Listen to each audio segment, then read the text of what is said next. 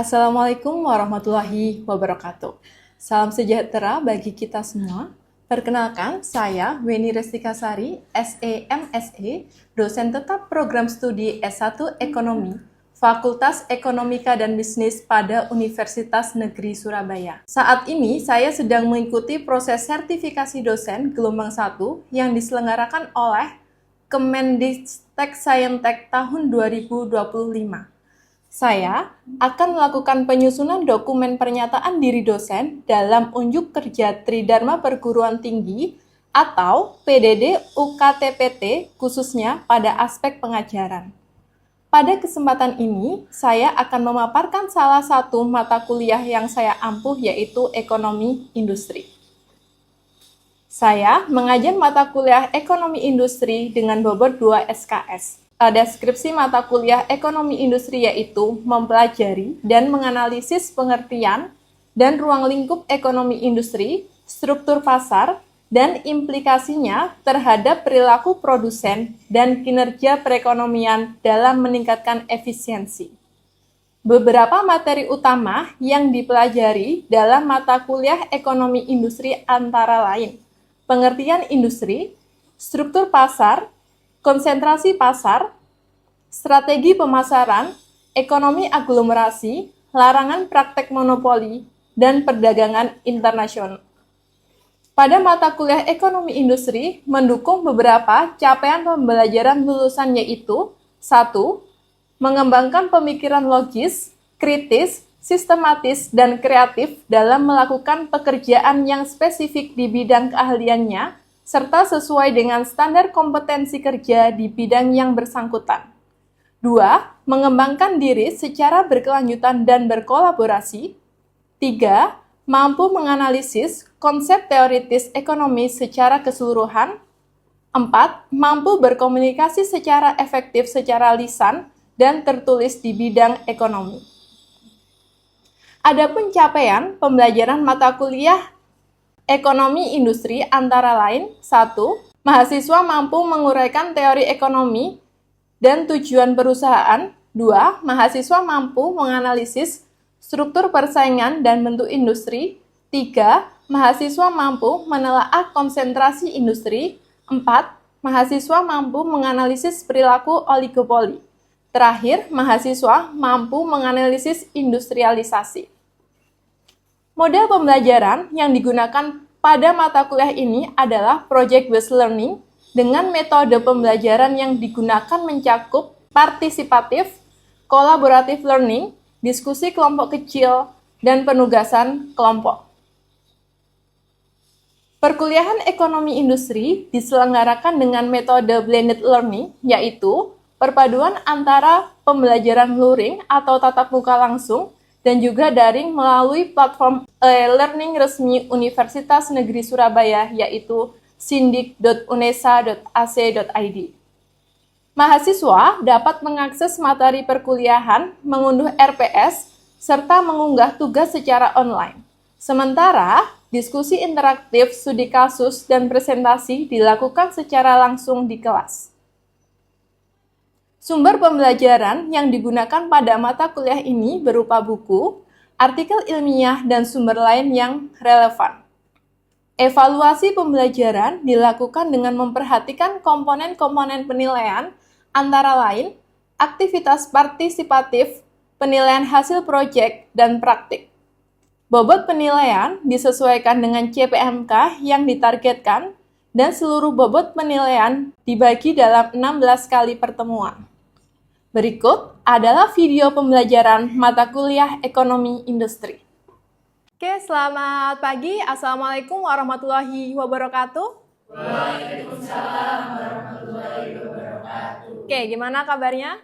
Baik. Baik, alhamdulillah gitu ya. Setelah liburan panjang, teman-teman kembali berkuliah bersama saya lagi gitu ya di mata kuliah Ekonomi Industri. Oke, kali ini saya akan berpartner gitu ya bersama Ibu Dr. Luki. Saya akan belajar bersama teman-teman di pertemuan 1 sampai dengan pertemuan 8. Nanti akan dilanjutkan oleh Ibu Luki gitu ya di pertemuan 9 sampai dengan di pertemuan 16. Oke.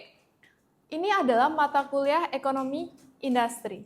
Nah, sebelum ke mata kuliah ekonomi industri ini gitu ya, teman-teman sudah pernah mengambil mata kuliah pengantar mikro gitu ya. Kemudian teman-teman pernah lagi mengambil mata kuliah teori ekonomi mikro gitu ya. Dan teori ekonomi mikro lanjutan. Dan sampai di tahapan ini teman-teman belajar mata kuliah ekonomi industri. Oke. Mengenai ekonomi industri gitu ya, apa sih yang kalian bayangkan? Apa sih yang kalian pikirkan ketika mendengar kata-kata industri? Oke? Menurut saya, ekonomi industri itu tentang produksi barang dan jasa dalam suatu industri, termasuk analisis tentang struktur pasar, perilaku perusahaan, dan kinerja produksi. Oke, ekonomi industri, dia bicara tentang proses produksi, proses pengolahan gitu ya. Nah, di sini kalau kita lihat bersama gitu ya, Nature of Industrial Economics gitu. Di sini dia berfokus pada suatu proses. Jadi kalau kita belajar ekonomi mikro, itu ada input, ada output. Di mana sih input ini diolah menjadi output? Kalau di ekonomi mikro, kita punya yang namanya fungsi produksi. Q merupakan fungsi dari capital dan labor dan tenaga kerja, atau ada juga yang menyebutkan secara lengkap. Q merupakan fungsi dari capital, labor, energi, dan material. Ada juga yang mengadopsi yang namanya teknologi. Nah, di sini perbedaannya gitu ya, ini ada ekonomi industri gitu ya, kemudian ada yang namanya ekonomi manajerial. Jadi kalau ekonomi manajerial, dia berfokus untuk memaksimalkan keuntungan, hanya keuntungan si produsen. Padahal kalau kita belajar ekonomi mikro, itu ada dua sisi. Yang pertama ada sisi produsen dan ada sisi konsumen, di mana gitu ya, baik dari sisi konsumen maupun dari sisi produsen itu harus mendapatkan kesejahteraan yang sama.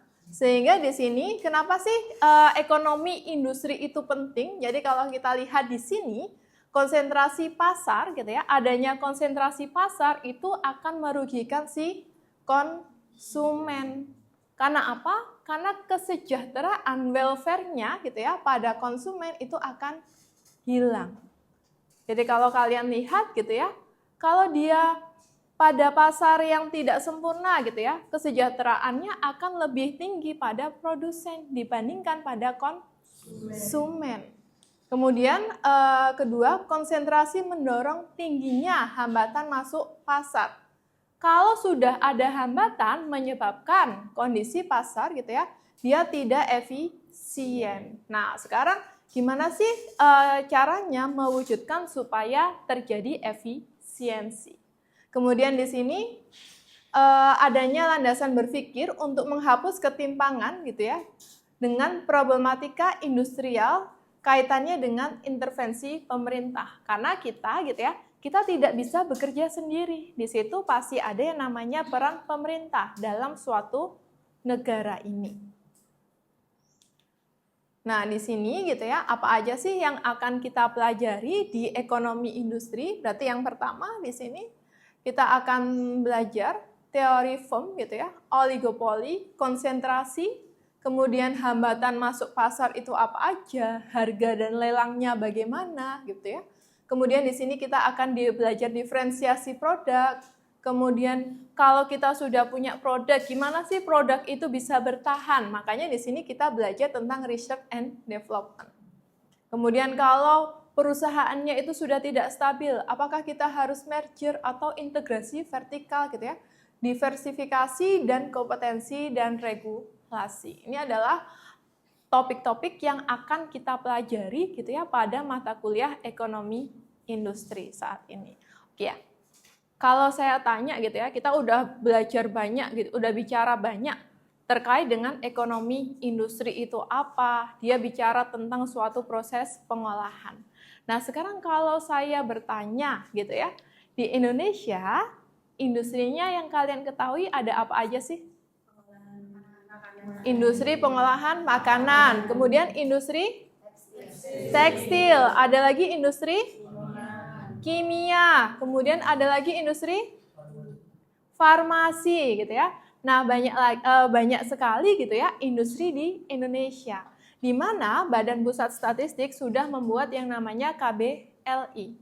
Nah, KBLI itu merumuskan industri apa aja sih kalau suatu perusahaan itu bergerak pada pengolahan pemotongan daging, berarti dia masuk pada industri apa? Industri makanan. Kalau suatu produk itu suatu perusahaan dia bergerak pada produksi air mineral, berarti dia termasuk pada industri minuman gitu ya. Nah, itu industri yang ada di Indonesia. Nanti akan kita pelajari gimana sih industri di Indonesia itu berkonsentrasi gitu ya. Atau gimana sih perkembangan industri di Indonesia. Nah, sekarang kalau kita lihat gitu ya. Ini adalah pandangan statis. Di sini ada yang namanya pandangan statis dan pandangan dinamis terkait dengan kompetisi. Jadi kalau kita lihat di sini pandangan statis, di situ ada yang namanya pandangan neoklasik. Nah, pandangan neoklasik di situ dia membagi yang namanya pasar. Kalau saya tanya, secara umum pasar ini dibagi menjadi berapa?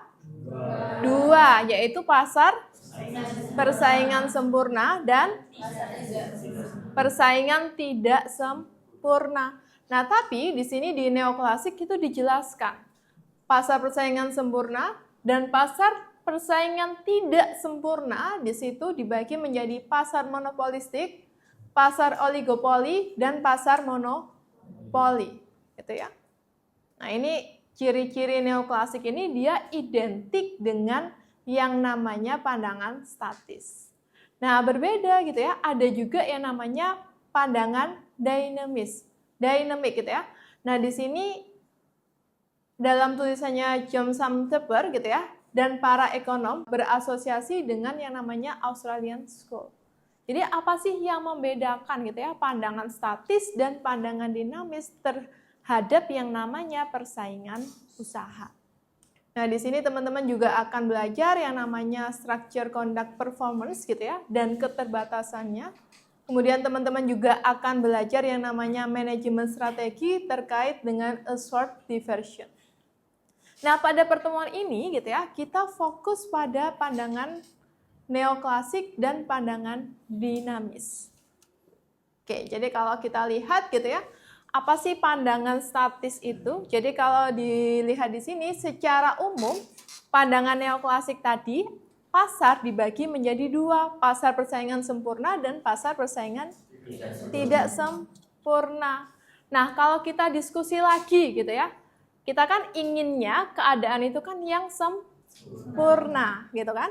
Nah, di sini kalau kita lihat pasar persaingan sempurna ciri-cirinya apa? Banyak produsen dan konsumen. Yang kedua, jadi informasi antara produsen dan konsumen itu sama, seimbang.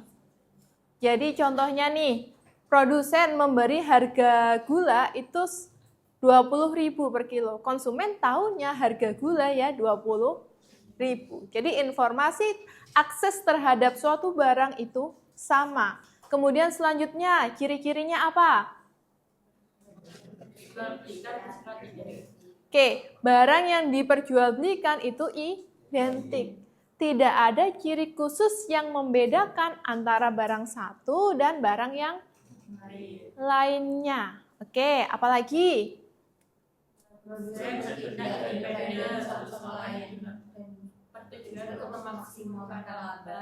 Oke, berarti dia bertindak independen, tidak ada kerjasama antara produsen satu dan produsen yang lainnya.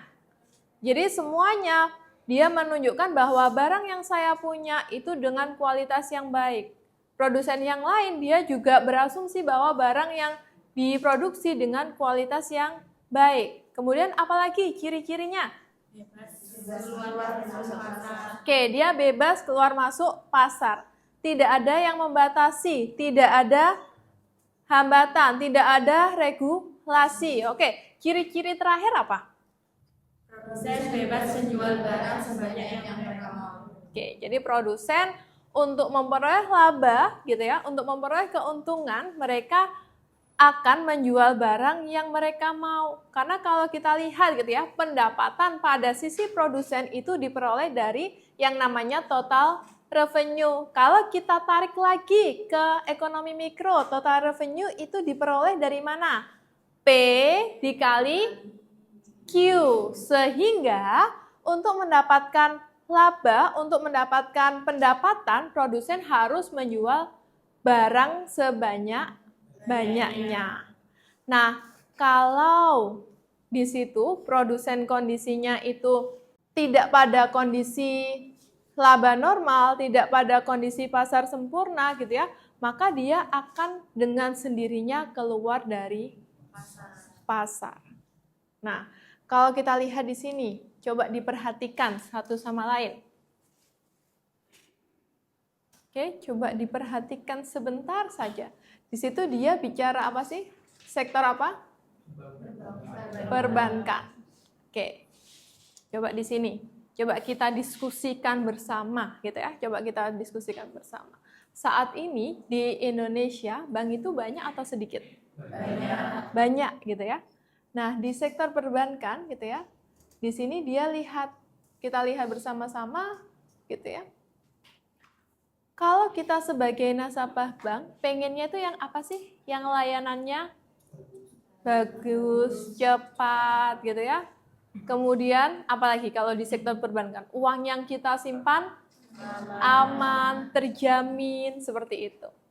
Nah, jadi kalau kita lihat di sini, ini adalah contohnya gitu ya, contohnya pada sektor perbankan gitu ya. Coba kita lihat dari gambar ini gitu ya, identifikasikan faktor-faktor apa saja yang membuat mereka tidak puas. Oke, ada yang mau berdiskusi? Oke, silahkan. Menurut saya untuk faktor-faktor yang menyebabkan ketidakpuasan dalam bank ini karena penanganan keluhan dan keluhan nasabah masih kurang. Oke, pelayanan terkait keluh kesah nasabah masih kurang. Oke, ada yang mau diskusi lagi? Oke, silahkan. Biaya admin transaksi yang cukup tinggi. Atau sekarang ini kalian pernah dengar yang namanya cybercrime? Ya. Tiba-tiba ada uang nasabah yang hilang gitu ya, yang tiba-tiba ketarik, padahal kita tidak mengambilnya, gitu kan. Nah, itu kalau kita lihat gitu ya, itu banyak orang yang tidak puas dengan layanan perbankan. Padahal bank itu banyak, contohnya nih, sama-sama bank BUMN. Apakah mereka memberikan pelayanan yang identik? Tidak. Pasti bank satu gitu ya, dengan bank yang lainnya dia berbeda untuk layanan kualitasnya. Nah itu kenapa gitu ya?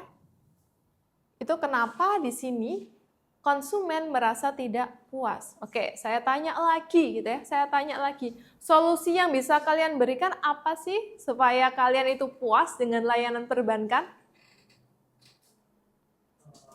Oke. Meningkatkan after sales service. Lebih meningkatkan? After sales service. Jadi ketika udah itu ada afternya gitu. Service yang gitu. Oke, jadi meningkatkan kualitas servisnya setelah melakukan pelayanan. Contohnya setelah melakukan ada cashback gitu ya. Ada ketika kita transfer ada cashback atau ketika kita ke bank pelayanannya lebih cepat, bisa dilakukan yang seperti itu gitu ya. Oke, dari sini dari pandangan yang statis, mungkin ada yang mau didiskusikan dulu? Belum ada, kita lanjutkan gitu ya ke pandangan yang dynamic. Ke pandangan dinamis. Jadi kalau kita lihat di sini gitu ya, pada abad ke-20, Schumpeter itu pada mazhab ekonomi Australia, dia menolak adanya pandangan statis terhadap persaingan usaha. Sehingga dia menekankan bahwa laba monopoli bukanlah penyalahgunaan gitu ya, bukanlah penyalahgunaan dari kekuatan pasar, melainkan insentif penting bagi inovasi dan alokasi sumber daya yang lebih baik. Jadi kalau kita lihat di sini, suatu industri gitu ya, suatu industri di sini ada yang namanya pada tahun 1784 di sini sampai dengan saat ini gitu ya, mulai tahun 2011 sampai dengan saat ini ada yang namanya perubahan industri. Ini industri 1.0 gitu ya, industri 2.0 dan industri 3.0 dan saat ini kita tiba pada industri 4.0 gitu ya. Nah, di sini kira-kira apa sih yang membedakan gitu ya? Yang membedakan di sini adanya transformasi industri. Yang paling mencolok pada apa? Adanya adaptasi teknologi. Jadi kalau kita lihat di sini awalnya yang dikatakan industri itu yang dia menggunakan mesin uap saja. Dia memproduksi barang dengan menggunakan mesin uap, itu disebut dengan industri. Kemudian di sini dia berubah gitu ya. Dia menggunakan mesin massal bertenaga minyak gitu ya. Atau bertenaga listrik. Jadi kalau kita lihat di sini dia menggunakan perubahannya menggunakan listrik dan minyak. Baru di sini dia menggunakan teknologi informasi. Dan pada saat ini gitu ya, dia penggunaannya tidak hanya menggunakan teknologi informasi dan mesin otomatis, tapi dia juga menggunakan yang namanya jaringan internet. Nah, sekarang ini gitu ya, kita sudah menikmati industri ini gitu ya. Jadi industri ini kita lihat bahwa ketika kita menggunakan m-banking gitu ya, ketika kita menggunakan layanan internet perbankan gitu ya, kita kan tidak usah datang ke banknya. Nah, untuk transfer, saya mau transfer nih ke teman saya cukup duduk manis, uangnya sudah bisa nyampe ke teman yang mau menerima uangnya. Nah, kita ini sudah menikmati adanya revolusi industri 4.0. Jadi menurut Schumpeter di sini persaingan itu didorong dengan adanya inovasi. Jadi kalau kita lihat adanya inovasi ini gitu ya, pasti ada yang namanya keuntungan monopoli yang sementara. Berarti di sini gitu ya, keuntungannya dari sisi konsumen itu akan berkurang, betul nggak? Karena di sini dia lebih memihak pada produsen. Jadi kalau dilihat di sini gitu ya, mazhab Australia ini melihat persaingan usaha sebagai proses yang dinamis, yang melibatkan penemuan peluang perdagangan baru oleh wirausaha. Jadi kalau kita lihat gitu ya di sini persaingan usahanya dia fokus pada produsen untuk meningkatkan suatu profitnya. Jadi di mana perusahaan yang dia lebih kreatif, dia lebih cerdas untuk mengelola perusahaannya akan memperoleh profit yang lebih tinggi daripada daripada perusahaan yang dia hanya stuck tidak melakukan suatu inovasi. Oke, ini adalah pandangan dinamis. Jadi kalau kita lihat lagi, nah ini adalah ada contoh studi kasus gitu ya. Kalian sudah familiar dengan TikTok? Sudah gitu ya. Nah sekarang ini kalau kalian menggunakan TikTok gitu ya, kalian gunakan untuk apa? Scroll gitu ya. Kalau scroll yang kalian lihat apa? Lifestyle gitu ya. Kemudian apa lagi? Berita. Kemudian apa lagi? Hiburan gitu ya. Oke. Nah, teman-teman di sini gitu ya, ketika kalian menggunakan TikTok gitu ya, ternyata tren di dunia gitu ya, di sini menunjukkan ini adalah pendapatan gitu ya, pendapatan pada billion USD. Jadi kalau kita lihat di sini gitu ya, yang biru ini adalah pendapatannya TikTok, yang merah adalah pendapatannya YouTube. Oke, mulai tahun 2018 di sini pendapatannya TikTok ini gitu ya, dia memiliki tren yang positif.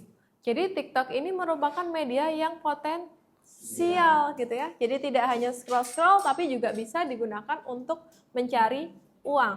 Jadi kalau kita lihat di sini, platform media sosial seperti TikTok dan YouTube telah menjadi bagian penting dari suatu industri hiburan.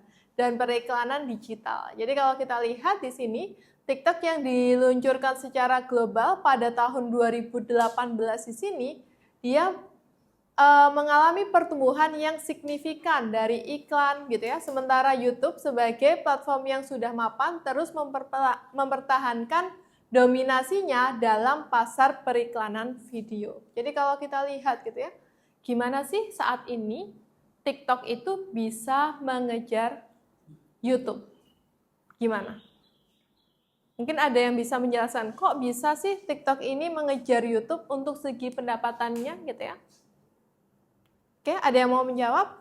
Kita diskusikan dulu, kita berpikir sejenak dulu, gitu ya. Oke, ada yang mau menjawab? Oke, silakan Bella. Iya, menurut saya karena kalau di TikTok itu aksesnya lebih mudah, terus variasi kontennya juga lebih luas daripada di YouTube. Terus sekarang kalau di TikTok itu juga bisa berbelanja dengan adanya TikTok Shop, jadi orang-orang itu bisa sekalian mengiklankan produknya terus berjualan di sana seperti itu. Oke, jadi kalau di sini TikTok itu dia lebih mudah aksesnya gitu ya. Dia lebih banyak fasilitasnya, bisa berjualan, bisa bikin konten gitu ya, dibandingkan dengan YouTube. Mungkin orang-orang jenuh gitu ya, menonton video yang durasinya sangat panjang gitu ya. Kalau di TikTok itu kan durasinya pendek. Oke. Nah, sampai di sini gitu ya materi kita pada hari ini gitu ya. Kita pendahuluan terkait dengan ekonomi industri, nanti akan kita lanjutkan di pertemuan kedua gitu ya, materi yang akan kita pelajari sesuai dengan RPS. Oke, jangan lupa teman-teman bisa mengakses RPS ini pada link SIDIA atau sindik.unesa.ac.id. Oke, silakan diakses dan materi yang kita pelajari, semua materi termasuk buku, kemudian PowerPoint sudah saya upload di sindik.unesa.ac.id. Oke? Ada yang mau menyimpulkan materi perkuliahan pada hari ini? Oke, silakan, Reksi. Oke, baik, terima kasih. Jadi tadi kita di awal udah belajar terkait struktur pasar yang dimana dibedakan menjadi dua. Ada yang pasar persaingan sempurna dan juga ada pasar persaingan tidak sempurna. Lalu kemudian dijelaskan lagi bahwa pasar persaingan tidak sempurna dibedakan lagi menjadi beberapa. Yang pertama ada monopoli, oligopoli, dan juga monopolistik. Lalu selanjutnya ada dijelaskan terkait ciri-ciri dari persaingan pasar sempurna, yang kemudian juga ada membahas terkait bagaimana layanan perbankan ini kurang dicapai oleh konsumer, sehingga bagaimana kita harus menyelesaikan masalah tersebut. Yang terakhir tadi ini bahwa kita juga melihat bahwa industri dari hiburan seperti TikTok dan juga YouTube itu walaupun TikTok ini terbilang baru, itu bisa lebih berpotensi daripada YouTube, seperti itu. Terima kasih. Oke, berarti kita sudah tahu gitu ya apa itu industri, kemudian di situ struktur pasar itu seperti apa gitu ya. Kita bisa akan pelajari lebih dalam pada pertemuan-pertemuan selanjutnya gitu ya. Kita nanti akan juga menghitung apa yang namanya konsentrasi pasar gitu ya. Akan kita praktek langsung dengan yang namanya data industri. Oke? Kita cukupkan ya pertemuan pada pagi hari ini. Terima kasih banyak gitu ya. Nanti akan kita lanjutkan di minggu depan. Terima kasih. Assalamualaikum warahmatullahi wabarakatuh. Waalaikumsalam warahmatullahi wabarakatuh. Demikian deskripsi singkat serta cuplikan proses pembelajaran dari mata kuliah Ekonomi Industri yang saya ampu. Semoga dapat memberi gambaran mengenai kinerja pengajaran yang saya lakukan khususnya di mata kuliah Ekonomi Industri di program studi S1 Ekonomi Fakultas Ekonomika dan Bisnis Universitas Negeri Surabaya. Saya mengucapkan terima kasih kepada Kementerian Pendidikan Tinggi, Sains dan Teknologi, Direktorat Jenderal Pendidikan Tinggi, Sains dan Teknologi, dan tidak lupa saya juga mengucapkan terima kasih kepada Universitas Negeri Surabaya, rekan sejawat dosen dan mahasiswa. Demikian dapat saya sampaikan. Atas segala kekurangan saya mohon maaf. Wassalamualaikum warahmatullahi wabarakatuh.